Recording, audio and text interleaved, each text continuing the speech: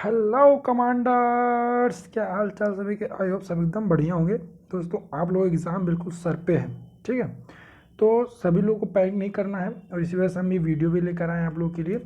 तो इंग्लिश में कैसे अच्छा करना है, कैसे पढ़ना है, उस सब की बात हम कर चुके हैं पहले। अगर आपने नहीं देखा तो वीडियो जाके देखें। अब बाकी हम लोग रागा में हम लोग कैसे एकदम अच्छे से करके आएंगे एग्ज़ाम में, हम इसके बारे में जानकारी आज प्राप्त करेंगे। अब देखो, पहले इसलिए बता रहे ताकि अगर आप में कोई कम देसी हो तो आप लोग उसको क्या कवर कर ले, जितना भी है 5-6 दिन आपके पास।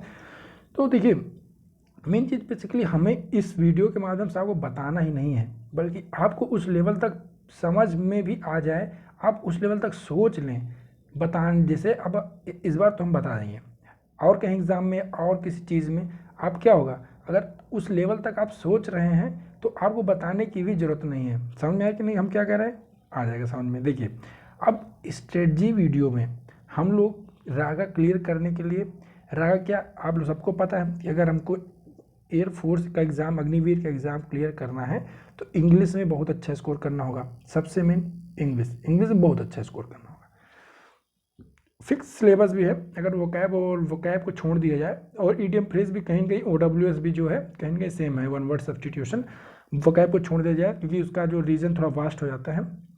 उसके बाद इंग्लिश की बात करें रागा की, तो देखिए रागा में हम लोग आ जाएंगे अगर, तो रागा में जो है सबसे मेन हो जाता है हम लोग के लिए मैथ और रीजनिंग। रागा में सबसे मेन, अगर आपको रागा क्लियर करना है तो आपको सबसे मेन क्या हो जाएगा, मैथ्स और रीजनिंग। तो मैथ्स में जो है हम लोग देखेंगे, आप लोगों को पता होगा मैथ्स में जितने सिलेबस हैं सबसे एक एक क्वेश्चन आते हैं। तो मैथ्स का इक्वली जो है इक्वल अमाउंट ऑफ कंट्रीब्यूशन है आपके उसमें। तो आपको जो है सब पूरा प्रिपेयर करना पड़ेगा बराबर। और बस केवल 2 से 3 टॉपिक हर चैप्टर में, 2 से 3 टॉपिक ऐसे हैं। अब आज ही आप उठाइए प्रीवियस ईयर और उन टॉपिक को मार्क कीजिए, 2 से 3 टॉपिक, किस टॉपिक से क्वेश्चन पूछता है। ठीक, समझ में आ रहा है कि नहीं? तो वो 2 से 3 टॉपिक केवल आपको हर चैप्टर में पढ़ने हैं, पूरा मैथ पढ़ने की जरूरत नहीं है। उन्हीं 2-3 टॉपिक को आप पढ़ेंगे और वही 2-3 टॉपिक आप क्या कर ले जाएंगे, फंसा ले जाएंगे। ठीक, तो ये था मैथ में आपको क्या कैसे करना है। उसके बाद जो है मैथ में आपका जो ऐड हुआ था प्रोबेबिलिटी, ट्रिग्नो और मेंसुरेशन, इन सब का लेवल बहुत ही इजी लेवल है। आप इसको केवल फार्मूले के दम पे जो है इन सबको बना लेंगे। तो इन सबको जरूर पढ़ के जाओ भाई। जो लोग मतलब छोड़ देते यार ये चैप्टर कौन पढ़ेगा, क्योंकि अरिथमेटिक बेसिकली पहले जितना आया वो सब पढ़ लिए, स्टार्टिंग के time and work, profit loss वगैरह, और इन सबको नहीं पढ़ते हैं। तो ये सब फ्री के नंबर देंगे आपका। इन तीनों में से 1-2 क्वेश्चन कन्फर्म रहते हैं, तीनों में से आपको 2 क्वेश्चन कन्फर्म है। तो इन सबको भैया आपको जरूर करके जाना है। ठीक, उसके बाद देखिए मैथ्स में हर चैप्टर से एक क्वेश्चन है। रेशियो प्रोपोर्शन का मतलब, रेशियो प्रोपोर्शन का तो भाई हर क्वेश्चन में योगदान है। बिना रेशियो प्रोपोर्शन और परसेंटेज के आप कोई भी क्वेश्चन नहीं कर सकते हैं। तो परसेंटेज की बात करें, एलसीएम एचसीएफ और सिंप्लीफिकेशन की बात करें, ठीक, और उसके बाद टाइम एंड वर्क की बात करें, और टाइम स्पीड एंड डिस्टेंस की बात करें, तो टाइम स्पीड डिस्टेंस में बोट एंड स्ट्रीम और ट्रेन कॉन्सेप्ट से क्वेश्चन पूछ लेता है। उसके बाद सिंप्लीफिकेशन में और बस मेंसुरेशन, प्रोबेबिलिटी और ट्रिग्नो, आगे 7 से 8 क्वेश्चन जो हैं आते हैं। तो ये थे आपके मैथ के करने के टॉपिक। और केवल आपको क्या करना है, प्रीवियस ईयर आप लोग लगा ही रहे होंगे, तो प्रीवियस में जो टाइप पूछता है 2 से 3 टाइप होगा, जो हर एग्जाम में वही टाइप पूछता है। तो आपको केवल वही करना है, मतलब पढ़ेंगे तो सब, लेकिन उस पर मेन फोकस उस पर ही रखना है। ठीक है, अब आते हैं हम लोग मैथ्स के बाद रीजनिंग पे। वेरी इंपॉर्टेंट, रीजनिंग में आपको फिगर, देखिए रीजनिंग अगर आप पढ़े हैं तो 2 ही चीज़ वहाँ पे आपको लाइक कराएगी, एक हो गया फिगर, एक हो गया सीरीज। इन पे आप खूब प्रैक्टिस कीजिए।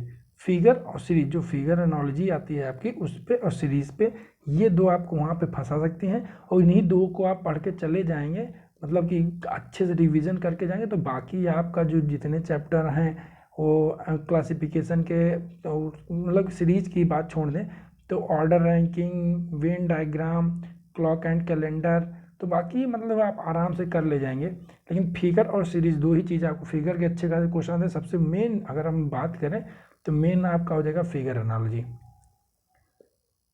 फिगर जो पैटर्न के क्वेश्चन आते हैं वो सबसे मेन हो जाएगा आपका रीजनिंग में। लगभग और दो दो क्वेश्चन पूछ ले फिगर से, तो आपको ये जो है फिगर पैटर्न ये पढ़ के जाना है ज़रूर से ज़रूर, ठीक है। तो रीजनिंग में आपको जो है जितना ज़्यादा प्रैक्टिस करेंगे, जितना ज़्यादा प्रैक्टिस करेंगे उतना ज़्यादा रीजनिंग में आपके लिए बहुत ही आसान हो जाएगा, ठीक है। उसके बाद बात करें जीके की। अब तो जीके में जो है सबको यही सबसे ज़्यादा कन्फ्यूजन जीके में है, क्योंकि भाई उन सब का तो पता चले बस कि हाँ ये चैप्टर पूछेंगे, लेकिन जीके में नहीं पता रहता है। तो जीके में आपको अगर अभी तक जीके नहीं पढ़ा तो अब मत पढ़िएगा, कुछ ही टॉपिक हैं जो पढ़ लेंगे आप तो फिर उससे आ जाएगा। करंट अफेयर से आपको केवल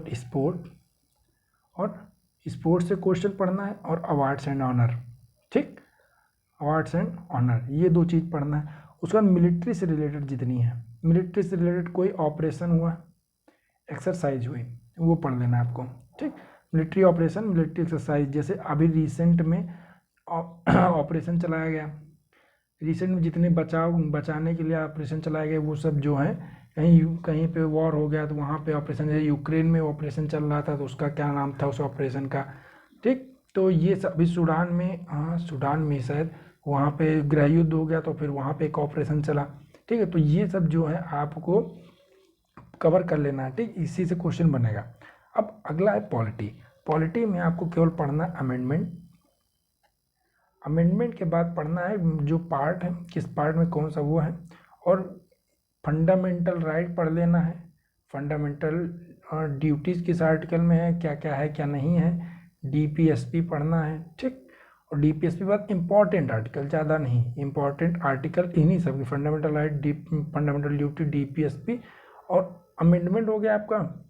और इसके बाद आपको जो है शेड्यूल भी पढ़ना है, किस शेड्यूल में जो है क्या लिखा हुआ है, ठीक। तो ये शेड्यूल भी पढ़ना, बस इतने में से क्वेश्चन इससे ज़्यादा नहीं पूछेगा, ठीक है। इंपॉर्टेंट आर्टिकल जो आगे fundamental right, fundamental duty, DPSP में जो इतने इंपॉर्टेंट आर्टिकल है वो सब आप लोग पढ़ लेंगे, ठीक।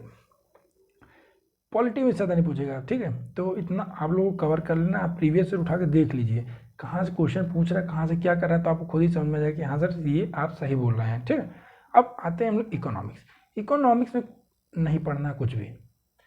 अगर आपने पहले से पढ़ रखा तो इकोनॉमिक्स केवल एक ही जगह से क्वेश्चन पूछेगा, जो पंचवर्षीय योजना होती है, पंचवर्षीय योजना, और उसमें पहला, दूसरा, तीसरा और चौथा, इनमें से जो है किसी का नाम पूछ लेगा कि इनमें, इन पंचवर्षीय योजना में इनमें से किसका क्या नाम दिया गया, ठीक है।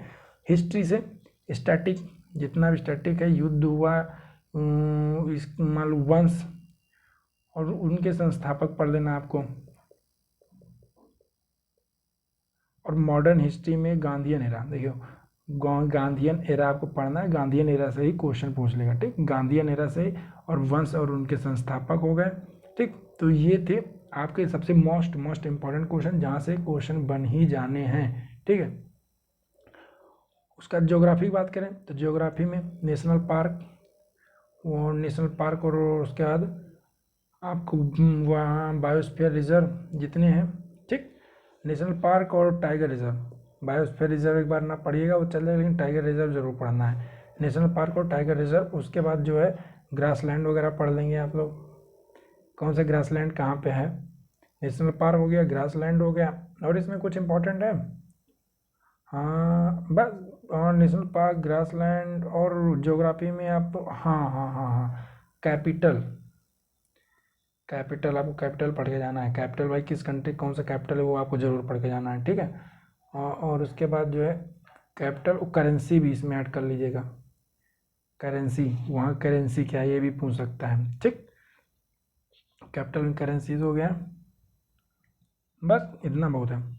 अब ये थे आपके इंपॉर्टेंट चीज़ें, तो आप लोगों को इतना कवर कर लेना है, और बिल्कुल भाई आपको घबराना नहीं है, आराम से इतना ज़रूर कवर करके जाना है, ठीक है। ये लास्ट मिनट का हम आपको रिवीजन, लास्ट मिनट रिवीजन का भी आपको एक वीडियो ले आएंगे, इतना आपको ज़रूर पढ़ के जाना है। उसके बाद जो है आपको बाकी और कोई टेंशन नहीं लेनी है, आप जितना हो गया, आप प्रैक्टिस जितना ज़्यादा कर पाइए, प्रैक्टिस मारिए, टेस्ट बुक पे मॉक टेस्ट दीजिए जितना ज़्यादा हो सके, कहीं से भी मॉक टेस्ट, कोई बुक ले आइए वहाँ से मॉक टेस्ट दीजिए, जितना भी मॉक टेस्ट दे सकें। और मॉक टेस्ट देने के बाद उसका एनालिसिस सबसे ज़्यादा ज़रूरी है। एनालिसिस का कहने का मतलब कहाँ पे आप गलत कर रहे हैं, और वहाँ पे उसको कैसे सुधारा जा सकता है, ठीक। तो एनालिसिस सबसे ज़्यादा इम्पॉर्टेंट है, उसको पढ़िए, जहाँ गलती हो रही वो उससे रिलेटेड जो चीज़ें हैं एक्स्ट्रा वो सब कवर कीजिए, ताकि अगली बार से उस पोर्शन से क्वेश्चन आए तो आप फंसे नहीं। पूरा वो रिवीजन वो आसपास का जितना हो उससे रिलेटेड तो फंसे नहीं। जैसे आप मान लीजिए टाइम एंड वर्क से एक क्वेश्चन आया, आप नहीं कर पाए, तो टाइम एंड वर्क से फिर उस क्वेश्चन को देखिए कैसे सॉल्व होता है, और अलग और जितने टाइप भी हैं, जितने टाइप हैं टाइप वाइज उनको जो आप पूरा रिवीजन मार दीजिए एक बार सरसरी नज़र से। 15 मिनट लगेगा पूरा रिवीजन मारने में, पूरा टाइम एंड वर्क, ठीक। तो आप उसको फिर से रिवीजन मार देंगे तो अगली बार हो सकता है टाइम एंड वर्क के क्वेश्चन आपसे गलत नहीं होंगे। इसी तरह आपका मॉक टेस्ट के साथ साथ एनालिसिस जो है बहुत ज़्यादा ज़रूरी है, ध्यान ये चीज़ दिमाग में रखिएगा, ठीक। तो ये थे आपके इंपॉर्टेंट टॉपिक्स, लास्ट मिनट के रिवीजन का टॉपिक्स हम लेकर आएंगे आपके लिए। तब तक के लिए बने रहिए हमारे साथ, चैनल को सब्सक्राइब कीजिए, पसंद आए तो शेयर कीजिए। Stay connected, stay safe and stay learn. मिलते हैं अगले वीडियो में, तब तक के लिए धन्यवाद।